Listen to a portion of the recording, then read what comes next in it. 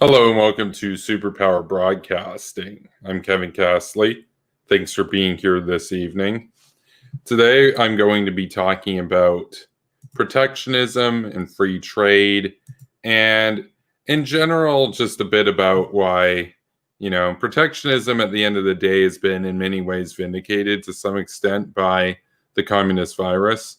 And we're going to take a look at some of the results of this and also just the narrative on the other side. So again, thanks for being here. It's a later stream than the other day, of course. Probably going to keep it somewhat short tonight, though. I'm going to have a very long stream, probably the longest stream I've ever done on this channel on election day, the US election. That's going to be lots of fun, so be sure to tune in for that. I've also been playing around with the background lighting. I think in general, the sort of ultraviolet and the sort of blue, electric blue sort of shading is probably going to be the staple for the channel. But just playing around with different colors and everything. Obviously, Arthur's done quite a bit of artwork and graphics for the channel, so everybody go subscribe to Arthur Azar's channel on YouTube.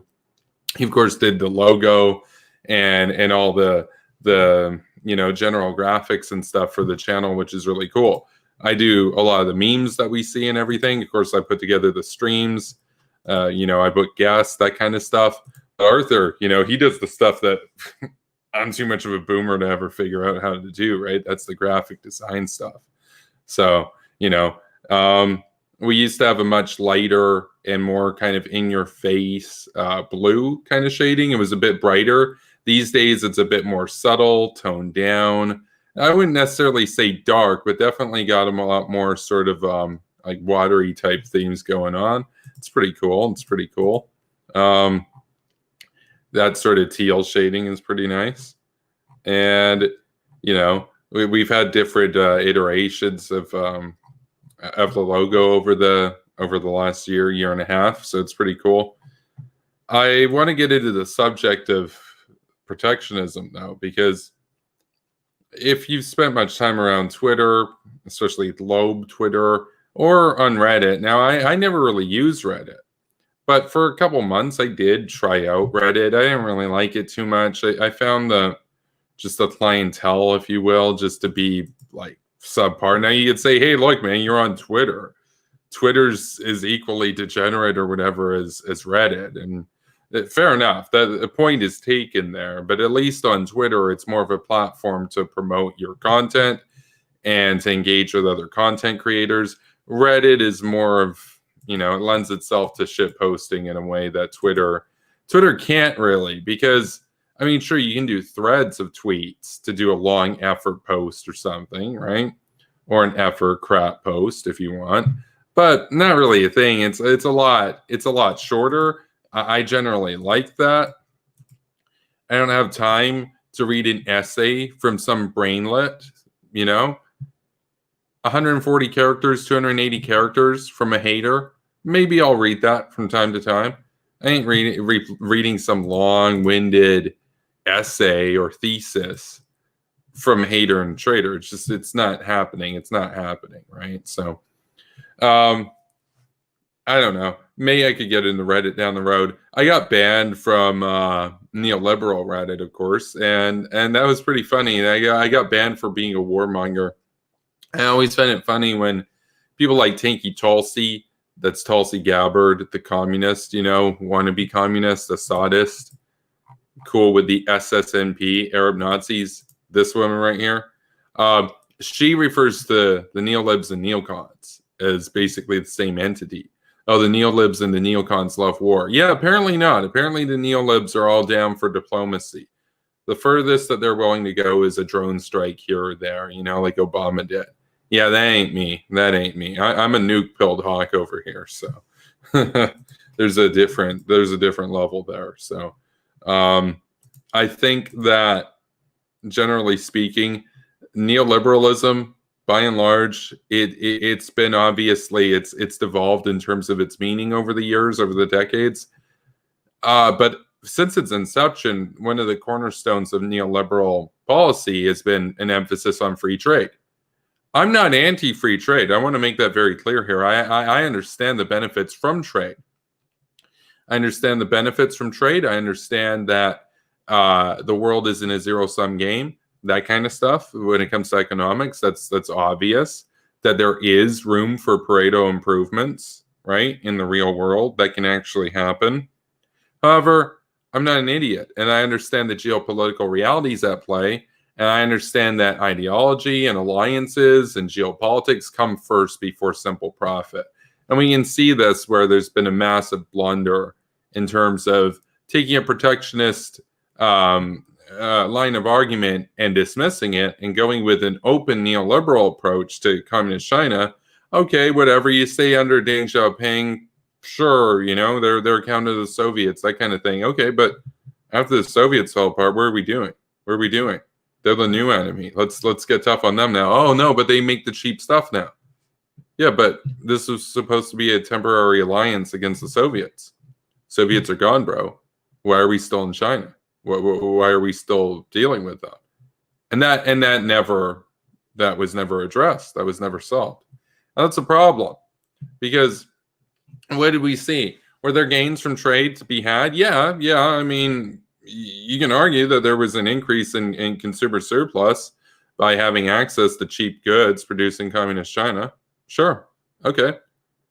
But there was also gain to the communist Chinese. Now, it is a zero-sum game in many ways when it comes to geopolitics in an anarchic world. And people like Mearsheimer and whatnot talk about this sort of thing. But communist China, they sub-optimize. They're not really interested in a win-win situation. They're only interested in winning for themselves. And they gained from the relationship at a far disproportionate rate to what America and the West gained. In other words, we got taken to the cleaners. Now, that's a problem. And, there were a lot of people that were skeptical about the excesses of the logical conclusion of the neoliberal economic agenda, right? I mean, free trade, open borders, that kind of thing, right? Basically doing diplomacy with every country out there to secure more trade ties, right? Acknowledging Iran, lifting sanctions on Iran, for example, the Joint Comprehensive Plan of Action, or as I call it, the Joint Comprehensive Plan of Inaction, the bunk and junk, quote unquote, deal with Iran, right? So, because we want the markets, bro. Yeah, I'll take stopping them from getting a nuclear bomb over making a quick buck, right? So, the voices that were opposed to the neoliberal agenda when it came to, just rampant free trade and whatnot were largely ignored up until the pandemic made it impossible to ignore anymore. And, it's not exactly a choice. Everybody kind of has to go in a more protectionist route now. But one of the consequences of it is that you see, if you're a consumer in Canada, guess what? A lot of the products on the shelves appearing now over the last few months, because the supply chains have been so disrupted. Oh, look at that. A lot more stuff made in Canada. Well, that's cool. And likewise for the United States. That's cool as well. Now, I'm not opposed to outsourcing, and I'm not opposed to having a base of industry located in another country. I'm not an across-the-board protectionist, but I'm also not an across-the-board free trader. I believe that free trade, pure free trade, is something that should only be reserved for those countries and those loyal allies who have earned it, both by being loyal allies and also by, sharing our values, being democracies, having human rights, having free markets, these kinds of things. Communist China has none of those. They're communist, they're a dictatorship, and their conception of human rights is whatever the great leader says goes, right? So they're our enemy. They're aiming nukes against us.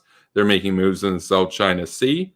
They're trying to indoctrinate all of our youth at universities through their Confucius propaganda program and other means. Obviously, TikTok, Huawei, all these entities that they use to subvert our civilization. right? From Canada to Australia to New Zealand to the United Kingdom to the United States. They want to subjugate the world in their image. Yeah, and I'm not down with that. I'm not down with that. And it's not worth a quick buck or cheaper goods, especially when those goods are inferior, subpar, right? Nah, bump that, man. If we're going to do outsourcing and we're going to do making cheap stuff abroad, let's do that with India. India is a democracy. India is capitalist. India is on our side. And India is aiming nukes at China. While China's aiming nukes at us. So might be worth working with those guys. Might be worth getting closer to Narendra Modi rather than Xi Jinping. Right? India is facing radical Islamic terrorism from Pakistan and communism from communist China. Communist China funds rebels in their country. Communist rebels. They've killed thousands, right? The Naxals. Those guys have killed more people, I think, than even ISIS has over the years. They've got a huge, huge fight against communism in India. We should stand in solidarity with them, as opposed to screwing them over and having cheap stuff made in China and praising China. Why? India is our natural ally. We should be closer with India. So, protectionism can be good, but so can free trade. Would I do free trade with India? Maybe. I mean, are they a purely, liberal democracy that, has full human rights across the board and they're a proper free market? No, they're not. They're a corrupt system. Now, every system has corruption. They're closer to liberal democracy than a lot of other countries that you could trade with. And additionally, when it comes to their markets, yeah, they're not that much of a free market. There's a lot of red tape and bureaucracy in India. But my hope would be that by trading with them and whatnot, we can move them in a direction towards liberalization. Now, you could say, oh, well, isn't that what the neoliberals said about China? Yeah, but they also thought that would lead to political freedom, and it didn't. I'm not even making a case for political freedom here in India, because political freedom in India is already mostly a thing anyway. They will become a bit more liberal, democratic over time. That's their system. They can do what they want, right? In that sense, they are a democracy, though. And a lot of the issues that we could talk about democracy in India relate more to education and making education accessible and literacy than simply adjusting constitutional frameworks or this sort of thing and that kind of stuff and parliamentary, discourse or anything like that. No, India's growing. Why don't we help them grow? We can both win. And you may say, oh, how do sweatshops help them win or whatever? It's like, no, I'm not advocating for sweatshops, but obviously there's going to be lower wages there than there would be here. But it's also going to be jobs that they wouldn't have otherwise. In other words, we'll both win. There's a Pareto improvement to be made there. And what do I mean by a Pareto improvement? I mean, it is a configuration that you move towards in which somebody or multiple people or parties can be made better off without making anyone else worse off. So now Pareto improvements are really important to understand in economics and in economic argumentation, because you'll see from the squad, from the aggressive gremlins, from people like AOC and Breadline Bernie Sanders, they'll often make cases for what they'll tout as improvements to efficiency in the economy, this kind of thing or whatnot. It depends what kind of efficiency we're talking about, because if we're talking about Pareto efficiency, that's really different than what a lot of people tend to use as a meaning of efficiency. But let's say that we're just talking about, they have this idea of gains to society, of a way to better configure society. Well, a Pareto improvement would be you can make society better off without making anyone worse off. Yeah, but if you're taxing somebody 91% or whatever, you're by definition making somebody else worse off. It is possible to arrange things in a way that you're not stealing or making anybody else worse off, but you are making people better off. And gains from trade is a really good way of going about that. Like, I'm not a full closed borders protectionist or anything like that. I'm not interested in anarchy. I just wish that we could reserve free trade for the countries that deserve it, for the loyal allies and whatnot. We could use it as a carrot so that other countries that aren't quite there, they can be motivated towards liberalizing their societies and actually acknowledging human rights and stuff, so they can get free access to our markets. And also, let's keep it real, there are gains to be made in the case of protectionism when it comes to strengthening domestic industry. I don't think anybody that's in any way concerned with the welfare, and by welfare I mean the well-being of the working people of Canada and the United States, I don't think anybody's going to be that concerned that Canadian industry is coming back, that American industry is coming back as a result of the pandemic. Now, yeah, a lot of jobs were lost, but when you have this huge hit to the supply chain, yeah, we're moving on, and my hope is that once this is all over and the dust is settled, we'll understand that there's value not in making everything in Canada or everything in the United States. I've argued that we should make all essential products here and military goods here. But with stuff like computers and smartphones and stuff like that, I'm fine with those being made in like India, right? And it'd also be cool if we could have those made in African countries too, and get them off of their dependence on communist China, give them an opportunity, right? And help lift their economies instead of them being stuck having to sign up for perpetual debt with Xi Jinping. How about we give them jobs and whatnot, right? And invest in them, and help them come around to the Western sphere of influence. I think that one of the biggest issues that I have with this sort of neoliberal agenda that's gone on is that it wasn't even that wrong to try out, because you didn't know that it wasn't going to work with communist China back in the 90s. But come on, man, we know that they aren't serious about politically reforming. They never did. So it's time to cut the cord, time to move over to India, and time to help make India rich and help make us rich, and also strengthen our alliance and undermine our enemies.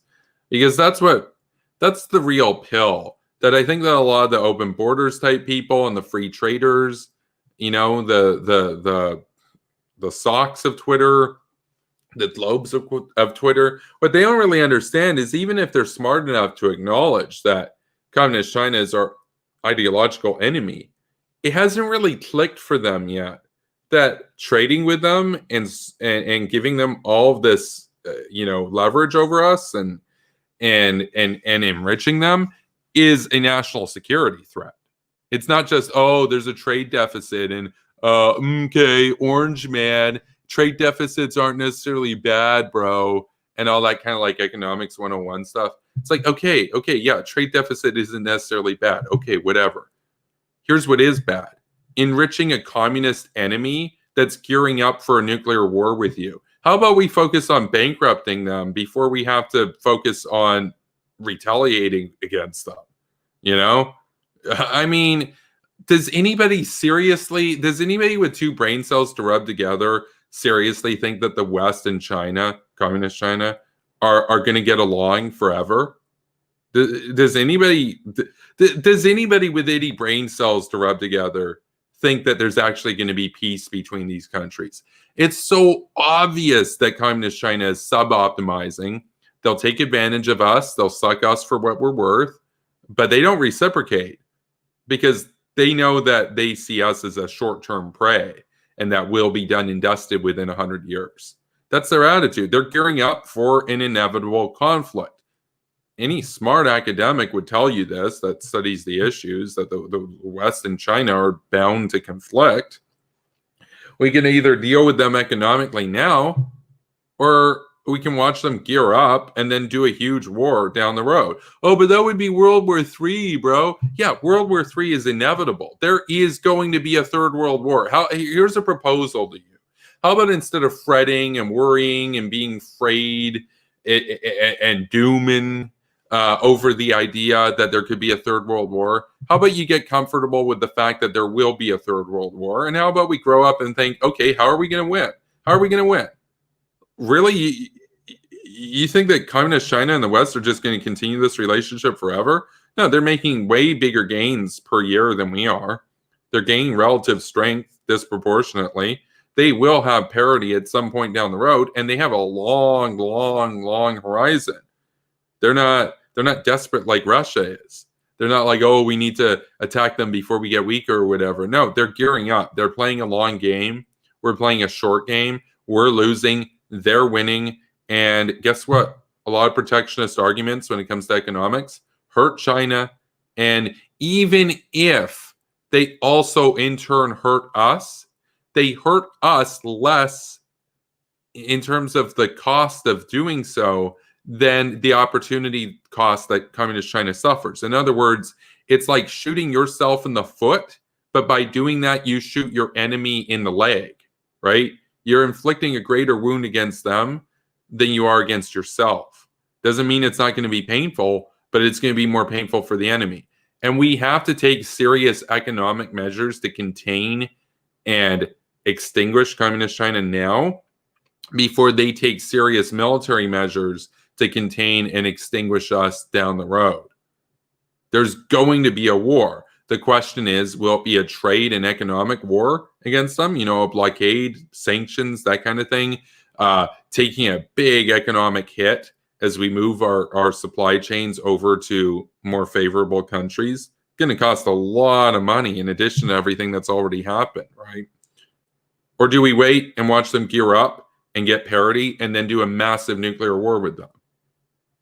We could still probably win that, maybe, depending on when they start it. But which is going to be more painful is what I ask you. So let's get tough on them now. Let's take a serious stance towards protectionism with respect to communist countries, enemy countries. And let's open up, you know, some free trade or some freer trade countries like India, right? And some of the countries in Africa that we can sway to our side. How about we do that? I'm not against every sort of neoliberal argument or whatever out there. I understand that there will be like Trump supporters and stuff that would say, you just want to help Indians. You don't care about people over here or whatever. It's like, come on. I want essential stuff made at home. That's true for Canada. That's true for the UK. That's true for Israel. That's true for America. We should all have strong domestic industries when it comes to things like the military, when it comes to things like, you know, essential medical infrastructure, goods, that kind of thing. We should all be making our own stuff in that sense. But when it comes to more consumer goods, stuff that aren't essential, there's gains to be had from having that made abroad, right? Or maybe a little bit of both, you know? And that's not even necessarily to say that they would compete with each other. Because if you had, say, an American smartphone manufacturing base, those would be a lot more expensive. So a lot of the people that were buying like the cheaper smartphones that are made in China or whatever now, they'd still buy the cheaper smartphones that'd be made in India. But then the people that might have been buying the expensive smartphones made in China, now they'll be buying the expensive smartphones made in America. Well, which is better? Obviously, the latter case is better. Because now India is better off. We're better off. We're both winning. And the premium tier switches from quote unquote premium stuff also made in the same factory in China to actually being made here. And the more economy tier, you can import from India. And guess what? What's going to be the result of that? India is going to catch up to us. Now, that'll take a long time. But India is going to get richer. And that's a really good thing, because they're a very important ally against communism and terrorism. So we should probably be strengthening our ties with them. And we should probably have an equivalent to NATO in that region and really welcome India in. But I'll take a look at the chat right now. So Kekik Jadava is here. Some hawk or ego emojis. WR Winter says, yeah, but the BJP is fascist, man. Wait, you're being ironic, right? Like that's a meme, right? You're not actually saying like Modi is a fascist, right? I just want to be clear. It's the internet. It can be hard. I think you're joking. Just want to make sure. Because there are people out there. There are literally people out there that think like Narendra Modi is a fascist, which is pretty funny.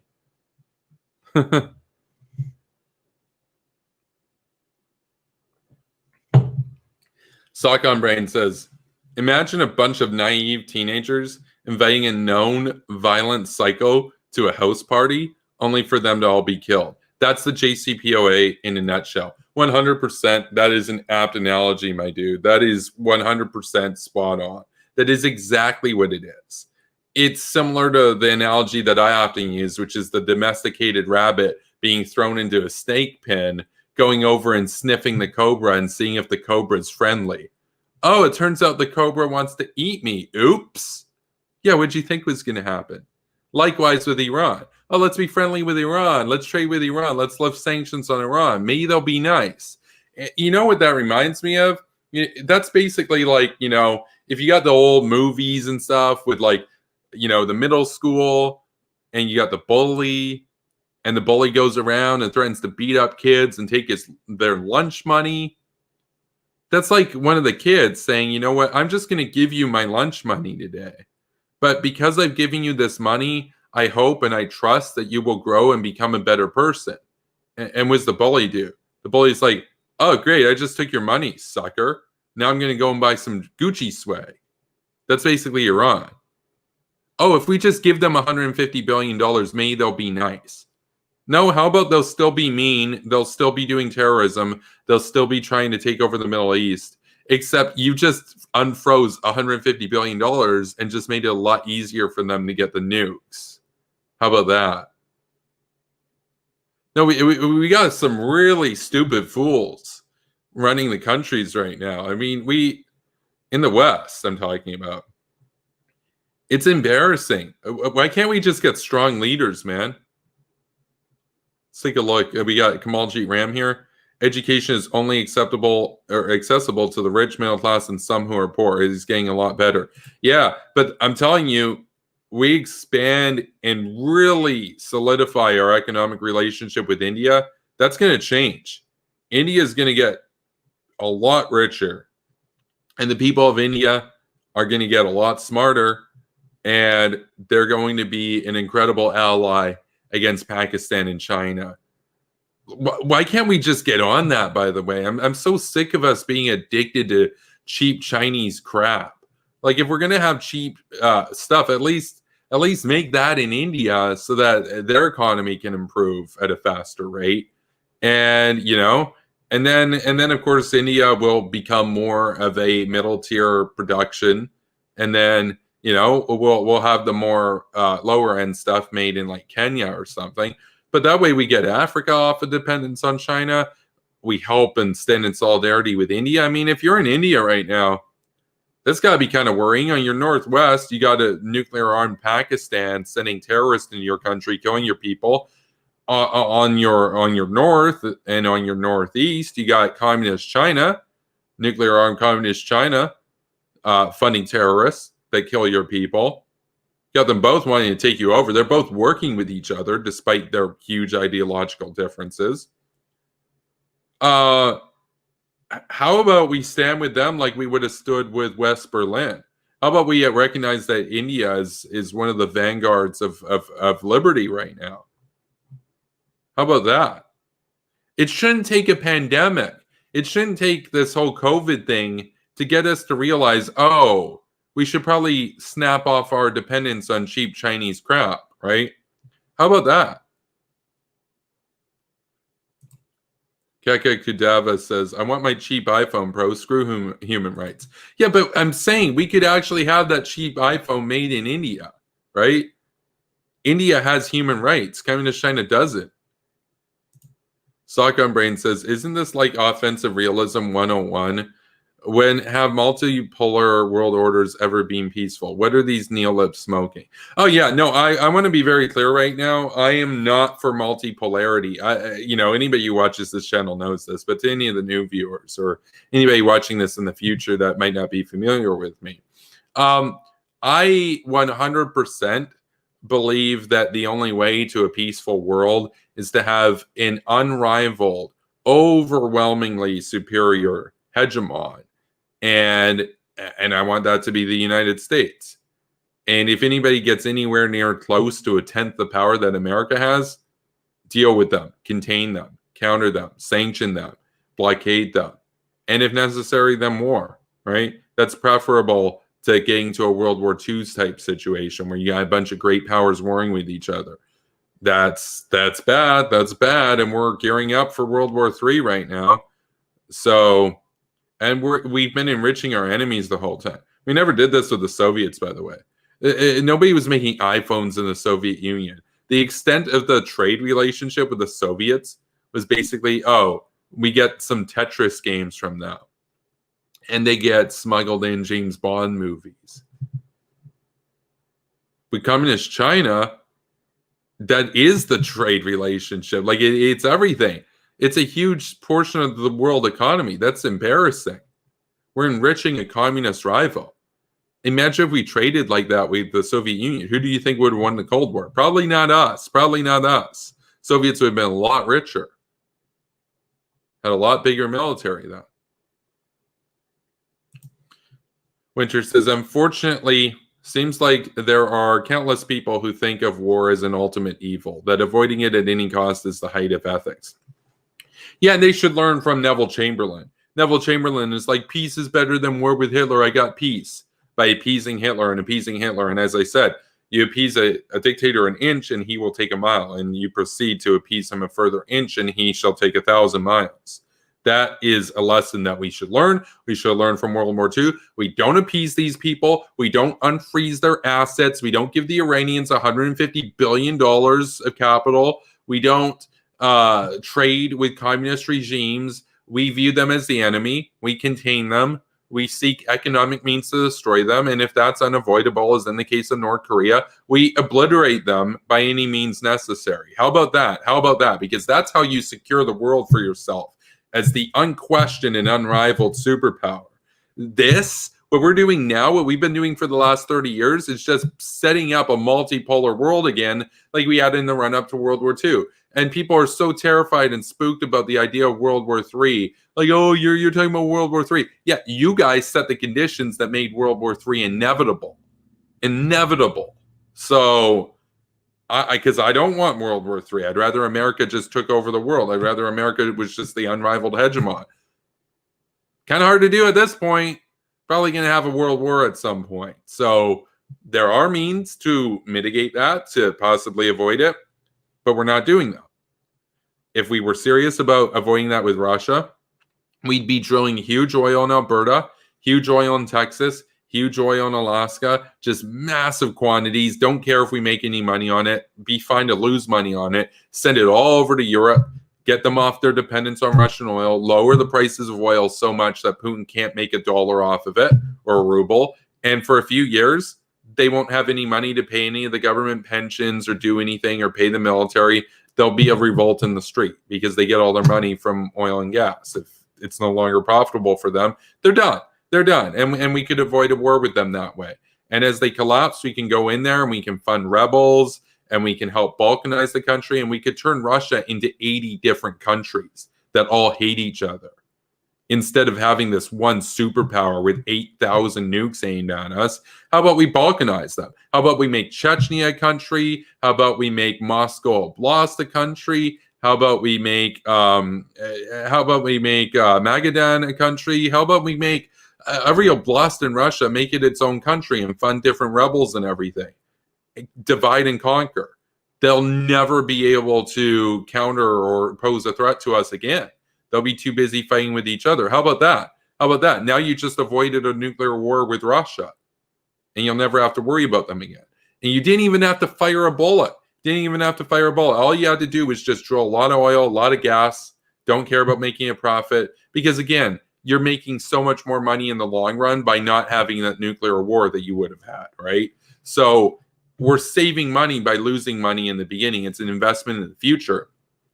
And then we fund, spend a couple $1 billion just giving a bunch of guns and assistance to a bunch of different rebels elsewhere, and may even balkanize within that. May even, after that's done, then fund rebels within Chechnya to break Chechnya up in half, and so on and so forth. Turn Russia into 100 different countries, 150 different countries. They'll never be able to pose a threat. Now, at that point, there will have to be a way to deal with the nuclear arsenal that remains there. Definitely. The idea being that you're overwhelmingly powerful, that you could force a transfer of nuclear materials like what happened in Ukraine and Kazakhstan and Belarus back in the day. Do that again. So now you've got like a former Yugoslavia situation. Would there be wars in that case? Oh, for sure. They'd be within those parties. They wouldn't be against us. That's preferable, right? And then what about in the case of communist China? We blockade them. We cut them off from the world. They go bankrupt very quickly.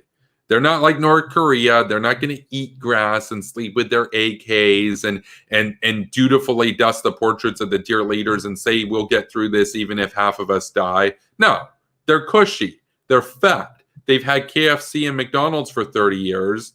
They're not going to stand by Xi Jinping and the communists to the end of the earth. They'll come for his head on a silver platter so quickly. Like the Communist Party over there, they only have support because they're seen as, they created jobs and wealth. If all the jobs are gone and all the wealth is gone now, guess what? Communists, their heads are gone, right? And now we avoided a nuclear war with them. And now we can fund rebels and stuff and balkanize China. Or push for uniting China under the government in Taiwan. Once that's done, the only holdouts at that point are North Korea and Iran. We nuke North Korea, we wipe them off the map, they're done. And then with Iran, hopefully it won't take nukes. Hopefully we can bomb them before they get nukes. But you've taken over the world now, essentially. You've made the world in your image. And you only had to do two wars. One small nuclear war against North Korea, 80 to 160 nuclear bombs, drop them within the span of about 30 minutes, wipe them off the face of the earth. And against Iran, a conventional bombing campaign and troops on the ground in the southwest of the country, right? That's it. Two wars. One small nuclear war, one big conventional war. After that, you never really have to fight a big war again, right? You just run the world forever. You're the one calling the shots forever. Think about how much more money you'll make after that if you're the United States, because now you run the world unquestioned for the rest of the time. Oh, but that would mean giving up the cheap Chinese stuff right now, bro. Yeah, that's why I'm sick of the neoliberals. We can do neoliberal reforms and neoliberal free trade after the world is forged in our image. How about that? How about we don't trade with communists? How about we don't trade with terrorists? How about we don't lift sanctions on terrorists? How about we blockade communists? How about that? Because here's the alternative. We don't do any of what I just suggested, and now World War III happens, but instead of it being a small, localized, limited nuclear war with North Korea, now it's a huge nuclear exchange between China and us and Russia and us. And even if you win that, which I think you could still probably win that, you're still at that point losing like 150 million people in the United States. A nuclear war with North Korea right now, if it happened tonight, you might not lose any American cities. A nuclear war with Russia and China, you will. You'll lose a lot of cities. So how about we just get serious and say, okay, we're gonna, we're gonna get off the drug of free trade for a little while, only reserve it for our allies and stuff. We're gonna get serious. We're going to take a more protectionist stance when it comes to bolstering industry, especially around essential and military goods at home. And we're going to get tough on containing and blockading and neutralizing our enemies by economic means, so we don't have to deal with it by military means in the future. Oh, but I'm this spooky warmonger. No, I just laid out a solution for you where you don't have to fire a shot to take down the two big superpowers that oppose you. You don't even have to fire a shot. Reagan did it once. Unfortunately, we let Russia grow big again. We had an opportunity there to really split the country up. Didn't really seize on that. But we'll take a look at the chat. So, I mean, an ideal situation would just be make Russia into 5,000 different city-states. They'll never be able to muster any opposition to America at that point.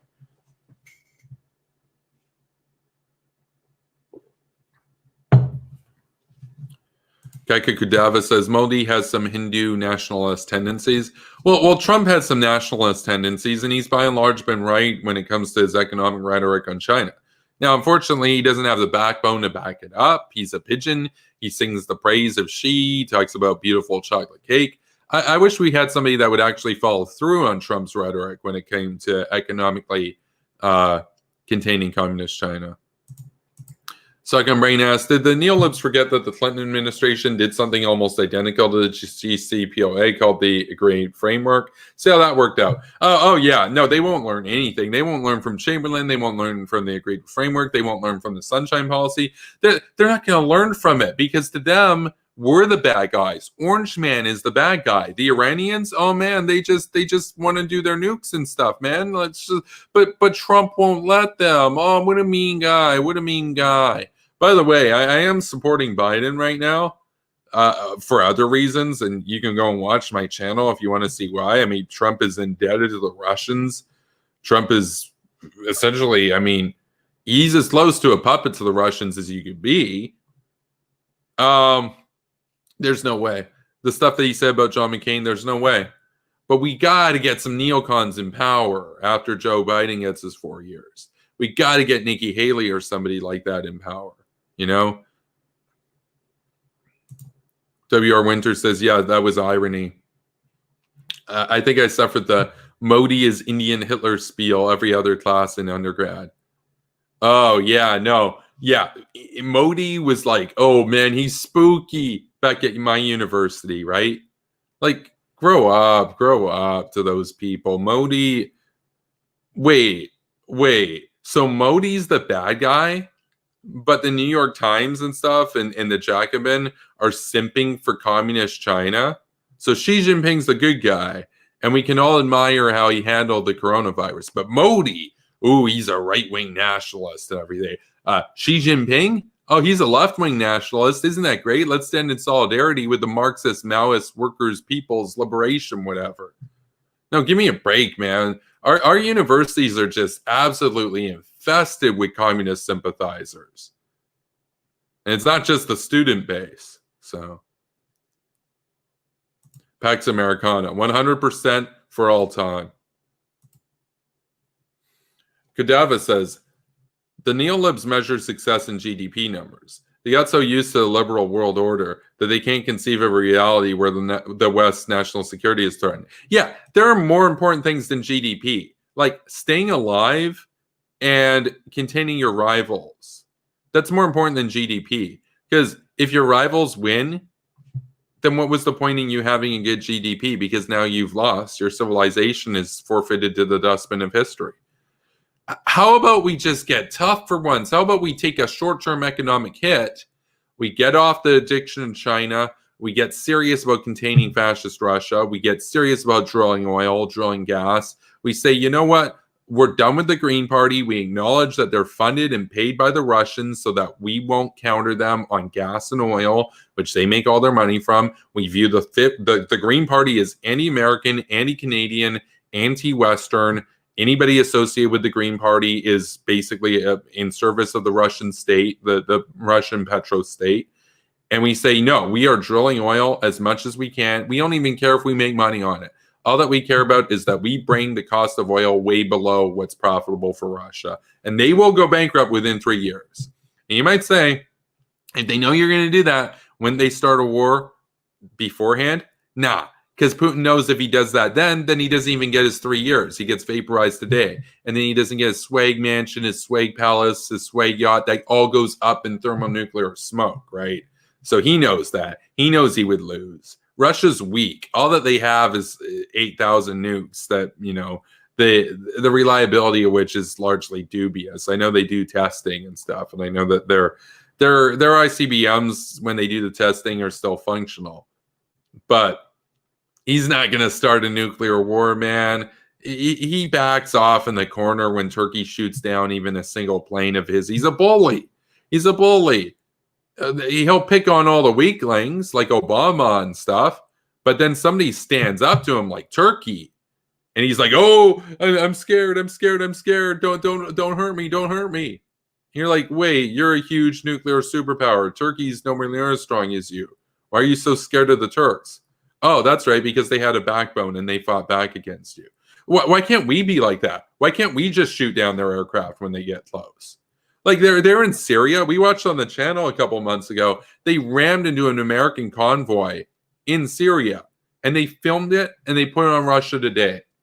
And that wasn't just some random soldier that uploaded it to YouTube to be like, haha, we spooked some Americans. No, you only get that footage uploaded to Russia Today if the state, the Kremlin, approved that to be uploaded. In other words, they're saying, hey, look, here's information that would have been classified. If this was back in the Cold War, we would have said this incident never happened and try to forget that it ever happened because we don't want a nuclear war. But now we know that you guys are feckless and you're weak. So we're going to upload this to YouTube and say, haha, we rammed into your convoy. Now, how about this? How about this? How about they do that and then you actually blow apart their convoy? You shoot down those Russian helicopters there. You just say, yeah, what are you going to do about it? You want to start a nuclear war? You're not going to win. You're not going to win. And they'll back off. They'll back off.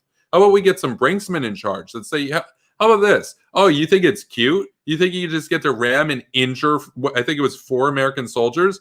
No, how about this? How about we're just going to shoot down all your aircraft in the region and we're going to bomb your base at Tartus and wipe it off the map? How about that? That's your payback. Now you're in a position where you can retaliate now for that, but I don't really think you want to because you know that that would be the end of your country forever. And what's Putin going to do? He's going to have to go run and whine and cry in the corner like he had to do with Turkey because he knows he's weak. He's weak. All that he really has are the nukes, and if he uses them, he knows he loses. He would lose a nuclear war against America. So he's got nothing. He's got nothing, and he would die in the process. So he'd get cocked. America would win, and the Russians would never injure American soldiers again. Right now, they feel that they can do whatever. They could probably kill American soldiers, and Trump wouldn't retaliate. He'd say, yeah, but like they only killed 15, bro. Or like with Iran. Yeah, but they only shot down a drone, bro. It's like, yeah, it cost $130 million. He's like, did anybody die? Iran shot a bunch of missiles. Iran literally shot a missile salvo at a U.S. airbase. I think it was the Al-Assad airbase in Iraq.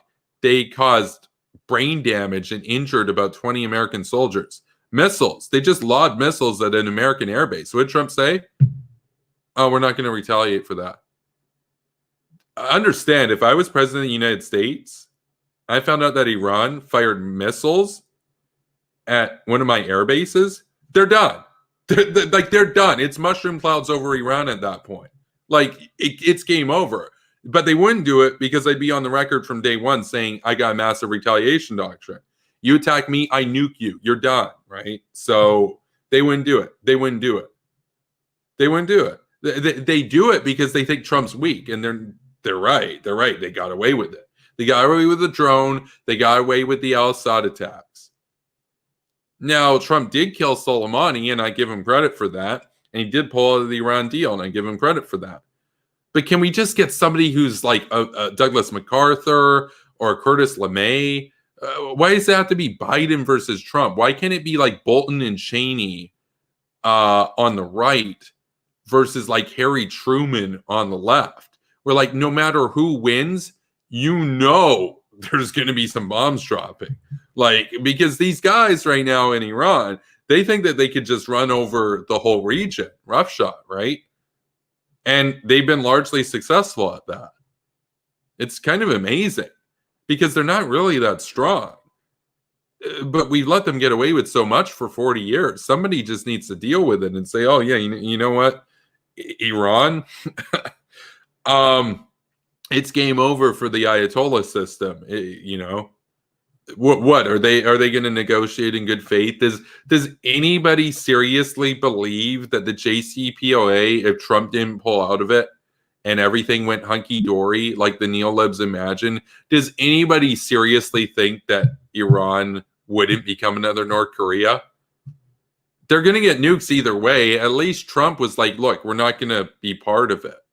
We're not going to be part of it. Now, you could say he only did that because Obama was in support of it. I hear you, but he still gets credit for doing it because everybody at my university was crapping on Donald Trump. I remember we watched it in my international security class, actually, or seminar rather. We watched his speech on that. And everybody was aghast. And they're like, look at this guy. He's threatening and undermining the world order and all this kind of stuff. And I'm like, and I was a hawk at this point. So I was like, yeah, it's pretty good. It's pretty good. I'm glad he pulled out. These guys are going to get nukes. It's pretty obvious, you know. They're gonna get the nukes either way. At least don't be part to that. Don't be party to that. Don't encourage it. Don't exacerbate it. At least make it known on the record. Even if you're not going to do anything, at least make it known. We do not consent to this, right? We'll take a look at the chat. Kamaljit says, we don't make out with the dictators and take selfies with them. We don't get mad at them for calling them thugs because it's supposedly racist. Yeah, but Max Blumenthal does. Max Blumenthal does. Did you know that that's a term that was like made in India, so it's racist? That's Max Blumenthal for you. Turn Russia into a continent that has many states. That sounds awesome. Balkanize China too. Yeah, well, I think that there's potential in China to just make it one country still, but have it be Taiwan. That'd be badass. Can you imagine that? Free capitalist Taiwan, Republic of China, the KMT. Like the KMT should have been governing China the whole time. But we dropped the ball back during the Civil War and didn't get involved very much. Imagine if the KMT ran China today. They would have been a loyal ally against the Soviets the whole way through. Kudava says, I support Balkanization of Russia, but Chechnya should not be independent because it will most likely end up a Sharia state. True. But why not Balkanize Chechnya so that they're fighting with each other? How about that? Sock on Brain says, Israel and the UAE have agreed to develop an oil pipeline which can bring oil to Europe, which can diversify Europe's energy sources away from Russia. Oh, that's awesome. I just wish that Canada would get on board and we would, be shipping liquefied natural gas and lots of oil over to Europe, even for free. Do like a Berlin airlift type situation where you say, hey, look, this is going to cost us money in the short run. We know that it's going to crush our enemy. So how about we just bear the cost? Oh, but that would cost money, bro. I'm so sick of this idea that gains from trade. No. How about losses from security threats? How about that? That's kind of more important right now.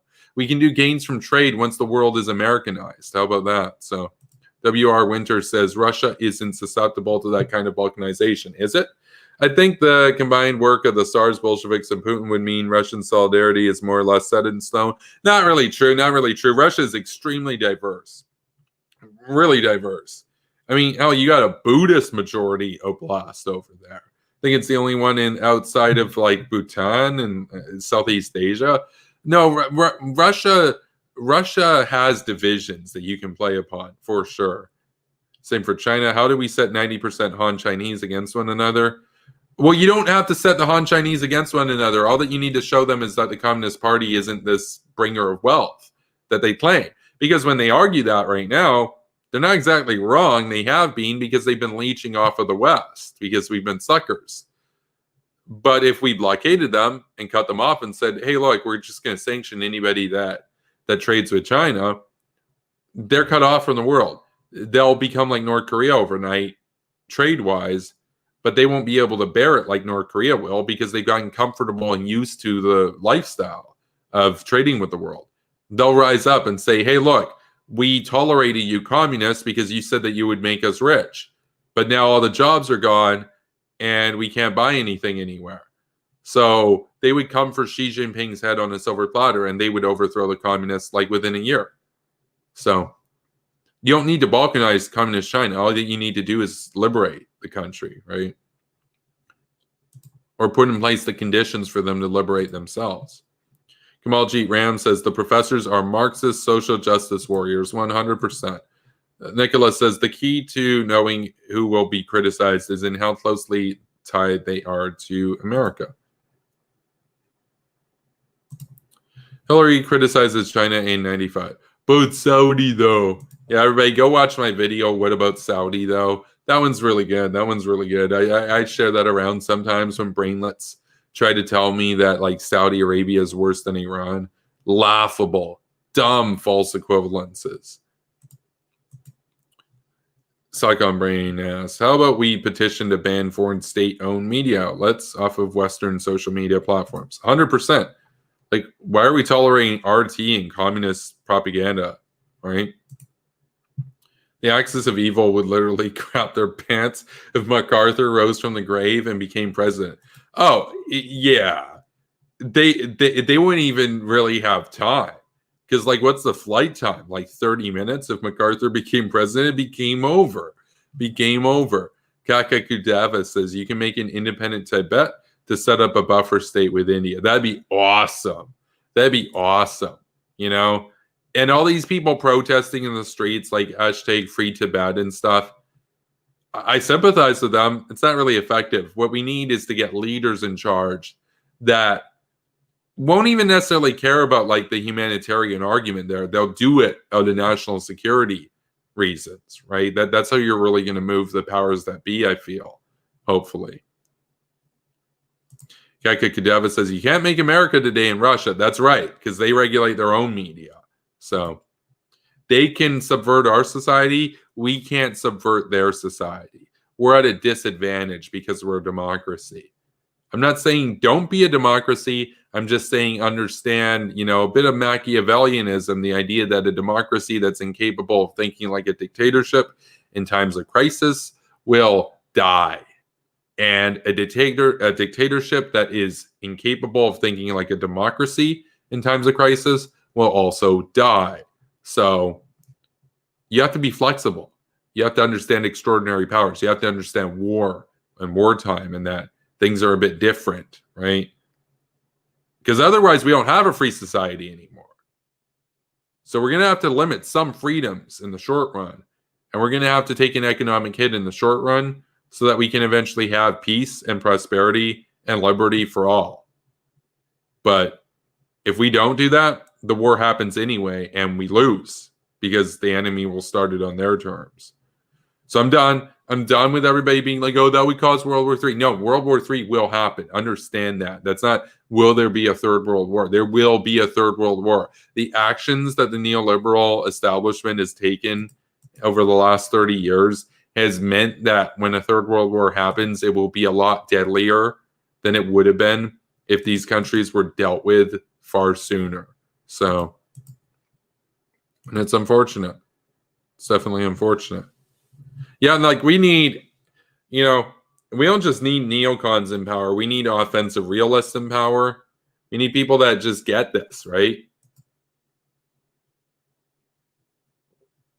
Like John Bolton's not a neocon, but he understands this logic. He just doesn't really care if the world turns out to be a democracy or not. He just cares about American security. But that kind of goes hand in hand, because if America's not secure and America falls, there will never be a world democracy. So, like, can we just get some hawk-pilled people in power? Because again, you know what the real hawk pill is?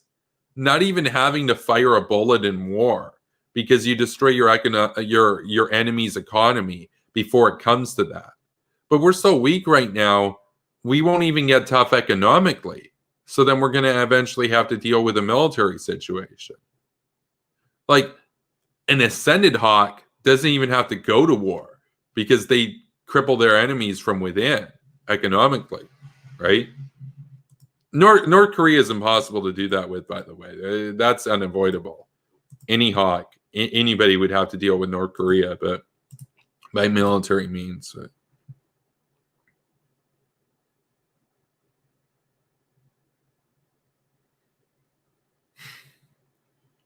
But anyway, I'm going to head to bed pretty shortly. Thanks for being here tonight. Coming up on the 1 hour mark. Be sure to like this video. Subscribe to Superpower Broadcasting if you haven't done so yet. I do these daily streams every day. And follow me over on Twitch. Link is in the description below. We're almost at 50 followers. I believe we're at 48 right now. So 2 more people and we'll be at 50. Additionally, if you'd like to support what I do here, you can check out my Patreon. Links in the description below. We're at $70 last I checked. That's pretty cool. Once we hit $100 a month, I'll be releasing daily pre-recorded videos, premiering to YouTube. in addition to the daily live streams airing here live to Twitch and YouTube. And we used to do Facebook, and hopefully we'll do Facebook in the future. Facebook has me banned right now because I guess I said some mean things or something. Goofy, right? Typical Facebook, typical Zuckerberg. So yeah, I got zucked. Happens to everybody, right? If you don't, then you're not probably saying anything of any worth anyway. So, but if you just want to send me a tip, you can check out my PayPal as well. Dropped a lot of money recently on the new equipment. You know, the new lighting, the new computer, the new school computer, all that stuff. So far, the patrons and the PayPal gang, you know, cumulatively have covered a little over half the cost of the computer. But I still had to drop significant chunk of change on all this stuff too. So if you want to help me out, you want to chip in, help totally offset the cost of it sooner. PayPal's in the description below.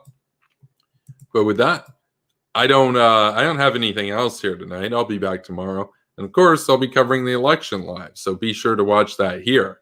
You don't want to watch CNN. You don't want to watch MSNBC. It's going to be snoring and boring. You want to watch Superpower Broadcasting. You want to watch the coverage over here. We'll have a cool panel. Probably have a lot of different guests jump in at different points. It'll be cool. So it'll be a long stream.